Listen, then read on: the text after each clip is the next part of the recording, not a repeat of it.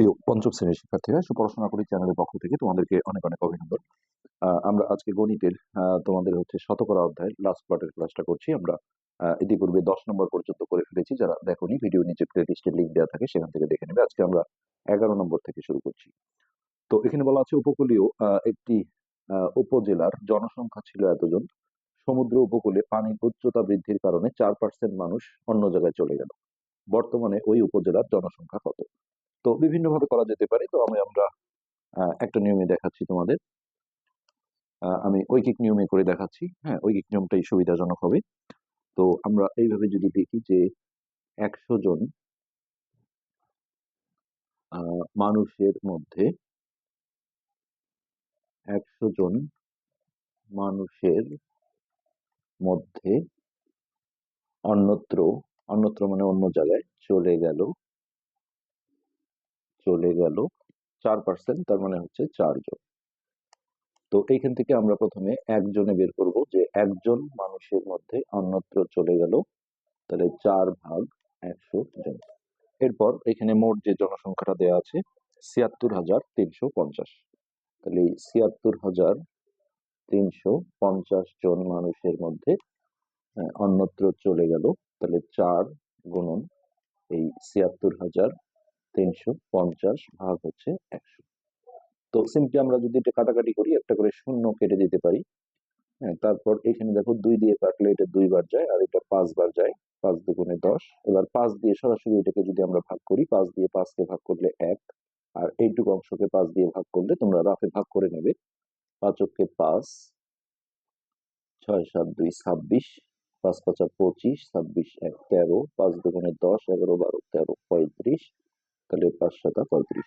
নিচের একের কোনো দাম নেই। এখন আমরা এই 2 এর সাথে এই সংখ্যা দুটো গুণ করে দেবো, তাহলে 7 দুগুণে 14, 4 হাতে 1, 2 দুগুণে 4 আর একে 5, 5 দুগুণে 10 এর শূন্য হাতে 1, 2 একে 2 এর একে 3। তো এই এতজন, হ্যাঁ, এটা হচ্ছে অন্যত্র চলে গেল। তো এখানে কিন্তু চেয়েছে বর্তমানে উপজেলার জনসংখ্যা কত।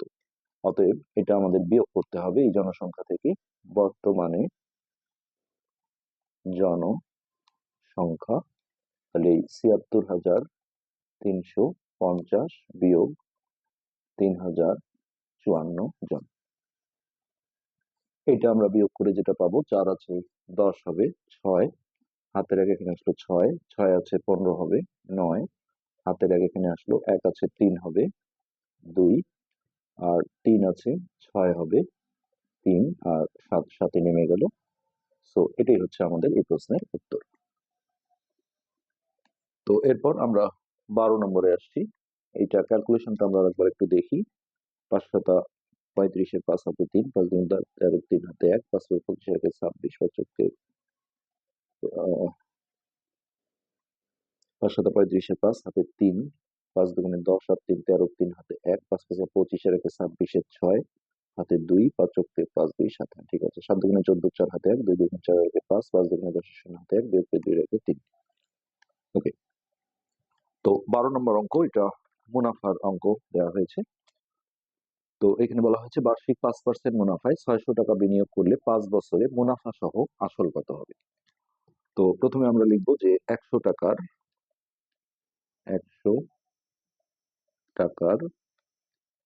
1 বছরের মুনাফা 5 টাকা। এই মুনাফার হার মানে কিন্তু এই জিনিসটাকে মিনিং করা হয়। তো এখান থেকে এখন আমরা যেটা বের করব সেটা হচ্ছে 600 টাকার 5 বছরের মুনাফা কত। তাহলে 1 টাকার 1 বছরের মুনাফা হবে 5/100, আর এই লাইনটা আমরা একবারই করতে পারবো। তো এখানে আমরা লিখবো 600 টাকার 5 বছরের মুনাফা। তো একের নিচে কোনো সংখ্যা বের করলে এটা গুণ করতে হয়, আর গুণ মানে হচ্ছে উপরে বসাতে হবে। তাহলে 5 গুণন 600 গুণন 5, আর নিচে ছিল 100। এখন দেখো 100 দিয়ে 100কে ভাগ দিলে 1, আর এটাকে ভাগ দিলে 6। নিচের একের কোনো দাম নেই, সো এটা 5 6 30, 30 গুণন 5, তাহলে 30 গুণন 5, 5 0 0, 3 5 15, 150 টাকা। এই হলো 150 টাকা। এখন এখানে যেটা চাওয়া হয়েছে সেটা হচ্ছে মুনাফা সহ আসল কত হবে। এই যে আসল দেখো 600 টাকা ছিল, এটার সাথে আমাদের মুনাফাটা যোগ করতে হবে। তাহলে এখানে লিখবো মুনাফা সহ আসল। এই 600 যোগ হচ্ছে মুনাফা যেটা পেলাম 150 টাকা। তাহলে 600 আর 1 হচ্ছে 700, তাহলে 750 টাকা। এটি আমাদের 12 নম্বর প্রশ্নের অ্যান্সার। তো এরপর আমরা আসছি দেখো 13 নম্বরে। তো 13 নম্বরে ক খ দিয়ে দুটো অঙ্ক দেওয়া হয়েছে। একটি জুতার দোকানে 26% ছাড়ে, ছাড়ে মানে হচ্ছে কম নেওয়া, জুতা বিক্রির ঘোষণা দেওয়া হলো। মনোরঞ্জন 2 জোড়া জুতা এত টাকা এবং এত টাকায় ক্রয় করলো। তো প্রতি জোড়া জুতার প্রকৃত মূল্য কত? তাহলে এখানে প্রকৃত মূল্য বলতে ওই যে পার্সেন্টের যে 100 টাকা আছে এটাকে ধরা হয় প্রকৃত মূল্য। তো আমরা এখন আসি। তো প্রথম জোড়া জুতার ক্ষেত্রে আমরা যদি এইভাবে লিখি যে প্রথম জোড়া জুতা, তো আমরা দেখো এইভাবে সাজাতে পারি। 26 টাকা ছাড়ে, হ্যাঁ 26 টাকা ছাড়ে মানে হচ্ছে 100 টাকার জুতা 26 টাকা কম দামে কিনেছে। তো প্রকৃত মূল্য হচ্ছে, আমরা যখন প্রকৃত মূল্যটা বের করব তখন আমরা যেটা বলবো যে 26% ছাড়ে কিনলে দাম হয়।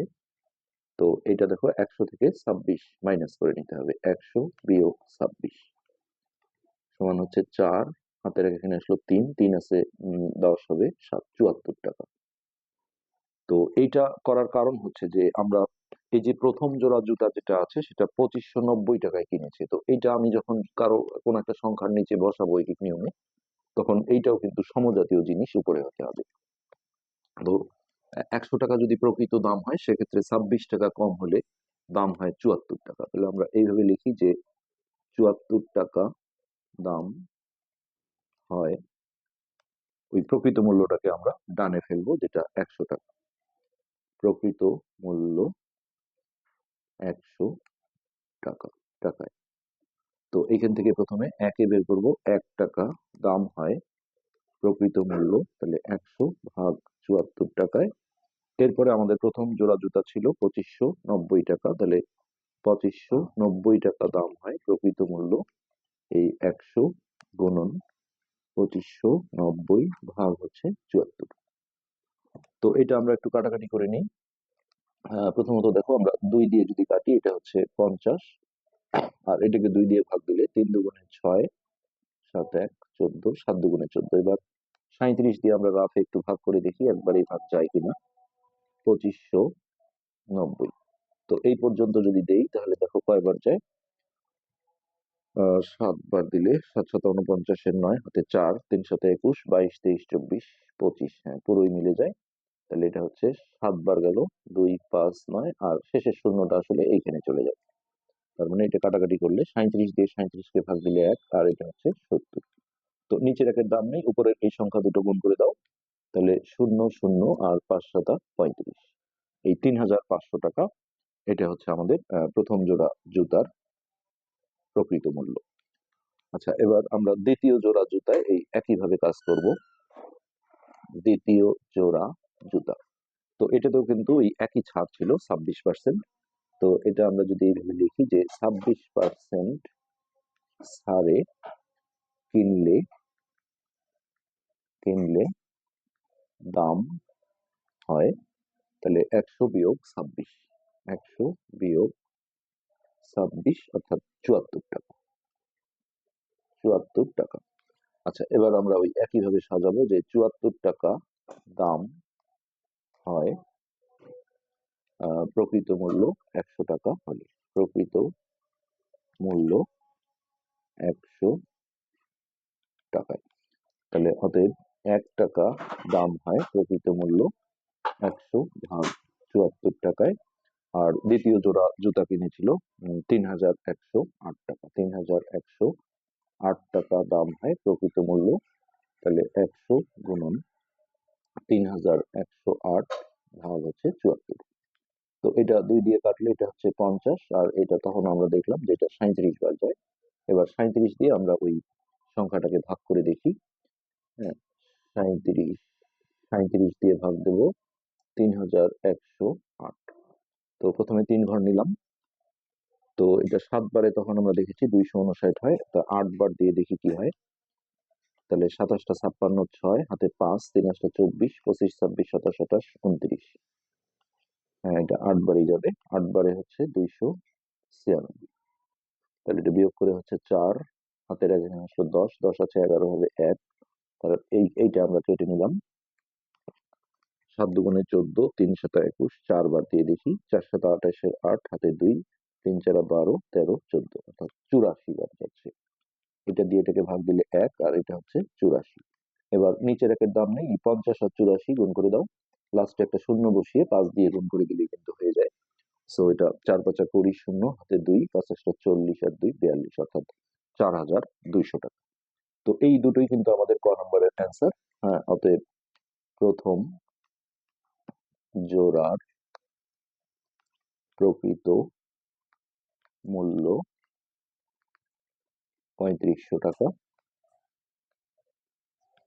আর দ্বিতীয় জোড়ার প্রকৃত মূল্য হচ্ছে 4200 টাকা। 4200 টাকা। তো এরপর আমরা হচ্ছে 13-র ক নম্বরটা করলাম। হ্যাঁ, এখানে খ নম্বর দিয়ে আরেকটা অঙ্ক দেওয়া আছে এখান থেকেই। তো এবার আমরা খ নম্বরটায় আসছি। খ নম্বরে যেটা চাওয়া হয়েছে আমরা সেটা যদি দেখি, তাহলে দেখো এখানে যেটা বলা হয়েছে, জুতা ক্রয় বাবদ তার কত টাকা সাশ্রয় হলো। তাহলে জুতা ক্রয় বাবদ তার কত টাকা সাশ্রয় হলো মানে হচ্ছে যে এই যে ছাড় যদি না থাকতো, হ্যাঁ, তাহলে তার কিনতে আসলে কত টাকা লাগতো সেই বিষয়টা। তো জুতার প্রকৃত মূল্য হচ্ছে 3500 আর 4200 টাকা। হ্যাঁ, তাহলে আমরা দেখো এইভাবে যদি লিখি যে প্রথম জোড়ার প্রকৃত মূল্য কত, 3500 টাকা,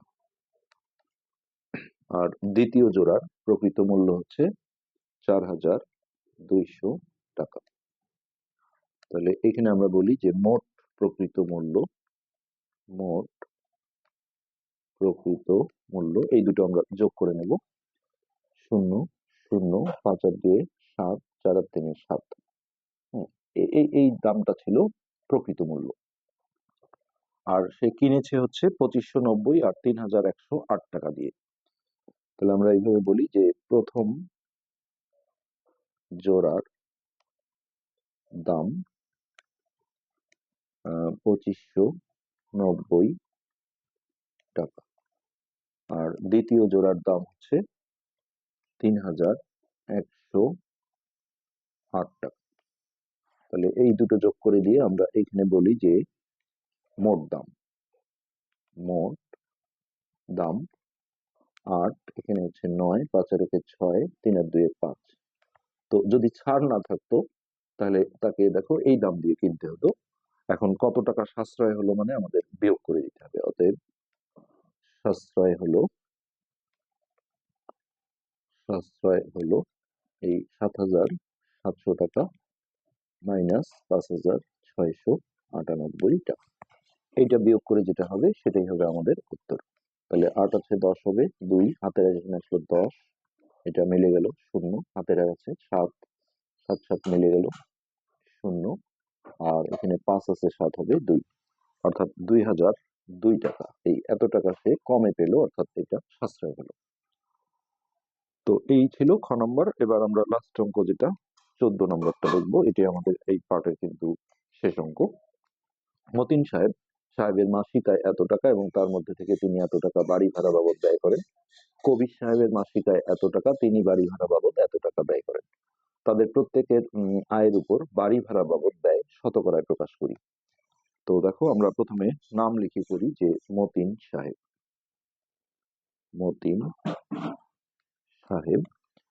তো 55,500 টাকা মাসিক আয়ের মধ্যে ব্যয় করেন হচ্ছে 13,875 টাকা। 13,875 টাকা। তো এই শতকরা চাওয়া মানে আমাদের একে কত, 100-তে কত বের করতে হবে। তাহলে 1 টাকা মাসিক আয়ে ব্যয় করেন এই 13,875 ভাগ হচ্ছে 55,500। এরপর এটা আমরা শতকরার কারণে 100-তে বের করব। 100 টাকার ক্ষেত্রে তাহলে এটা হচ্ছে 13,875 গুণন 100 ভাগ হচ্ছে এই 55,500। তো সিম্পলি আমরা এখানে দেখো দুটো শূন্য ক্যান্সেল করে দিতে পারি। তারপর এটা দিয়ে আমরা সরাসরি রাফে ভাগ করে দেখি যে কতবার যায়। একবারই আমরা ভাগটা করলে ভালো হবে। তো 13,875। তো দেখো প্রথমে এতটুক নিতে হবে, আমরা দুইবার দিই। 5 দুগুণে 10 এর শূন্য হাতে 1, 5 দুগুণে 10 আর 1 11, 1 হাতে 1, 5 দুগুণে 10 আর 1 11। তো এটা হচ্ছে 7, 1 আছে 8 হবে, 7 1 আছে 3 হবে 2, এখান থেকে 5 কেটে নিলাম। এরপর 5 বার দিলেই হাতে মিলে যাবে। 5 5 25 এর 5 হাতে 2, 5 5 25 আর 2 27 এর 7 হাতে 2, 5 5 25 আর 2 এর 27, অর্থাৎ এটা সরাসরি এটা দিয়ে এটাকে ভাগ অর্থাৎ কাটাকাটি করলে এটা হবে 1 আর এটা হবে 25। তো নিচের একের দাম নেই, এখানে আমরা 25 টাকা লিখবো, আর এটা 100-তে বের করলে এটা আসলে অটোমেটিক পার্সেন্ট হয়ে যায়। তো এইখানে আমরা লিখে দিই যে মতিন সাহেব ব্যয় করেন 25%। ওকে, এবার আরেকজন যেটা আছে সেটা হচ্ছে কবির সাহেব। তো কবির সাহেব, আচ্ছা এনার মাসিক আয় ছিল কত? 48,000 টাকা। তাহলে এই 48,000 টাকা মাসিক আয় ব্যয় করেন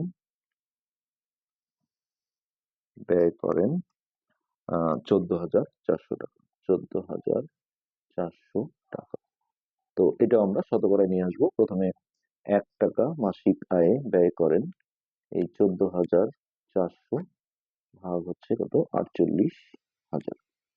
এরপর এখানে শতকরার কারণে আমরা 100-তে বের করব। তাহলে 100 টাকার ক্ষেত্রে যেটা হবে এই 14,400 গুণন 100 ভাগ হচ্ছে এই 48, 1 2 3।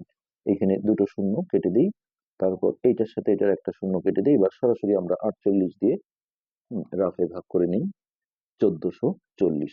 1440। তো এটা দেখো প্রথমে এতটুকুকে 3 বার যাবে, 3 8 24 4 হাতে 2, 3 4 12 13 14, আর ভাগ মিলে গেলে লাস্টে শূন্যটা আসলে এখানেই চলে যায়। সো এটা দিয়ে আমরা কাটাকাটি করলে এটা হবে 1 আর এটা হবে 30। তাহলে এখানে লিখবো, নিচের একের দাম নেই, এখানে 30 টাকা। তাহলে এটা এখন আমরা লিখবো কবির সাহেব ব্যয় করেন, এটা 100-তে বের করেছি, সো এটা অটোমেটিক পার্সেন্ট হয়ে যাবে। তো এই দুটোই কিন্তু আমাদের ক নম্বরের অ্যান্সার। হ্যাঁ, এটা আমরা ক নম্বরে ছিলাম। এখন খ নম্বরে যেটা চাওয়া হয়েছে এটা ছোট অঙ্ক। খ নম্বরে বলেছে দুইজনের মধ্যে কে বাড়ি ভাড়া বাবদ শতকরা হারে বেশি টাকা ব্যয় করেন। তো আমরা এইভাবে যদি লিখি যে ক হতে মতিন সাহেবের ব্যয়, এটা সবাই বুঝছে যে কে আসলে বেশি ব্যয় করেন, 25%। আর কবির সাহেবের ব্যয় হচ্ছে 30%। এখন কত বেশি ব্যয় করে বললে বিয়োগ করতে হতো, এখানে শুধু চাওয়া হয়েছে কে বাড়ি ভাড়া বাবদ শতকরা হারে বেশি টাকা ব্যয় করেন। তো অতএব কবির সাহেব শতকরা হারে বেশি ব্যয় করেন। তো এটি আমাদের অ্যান্সার, যে এখানে আমরা কবির সাহেবই হচ্ছে শতকরা হারে বেশি ব্যয় করেন। তো আশা করি বুঝতে পেরেছো। আজকের পাঠ আমরা এখানে শেষ করছি, পরবর্তী পাঠ দেখার আমন্ত্রণ রইল। ধন্যবাদ।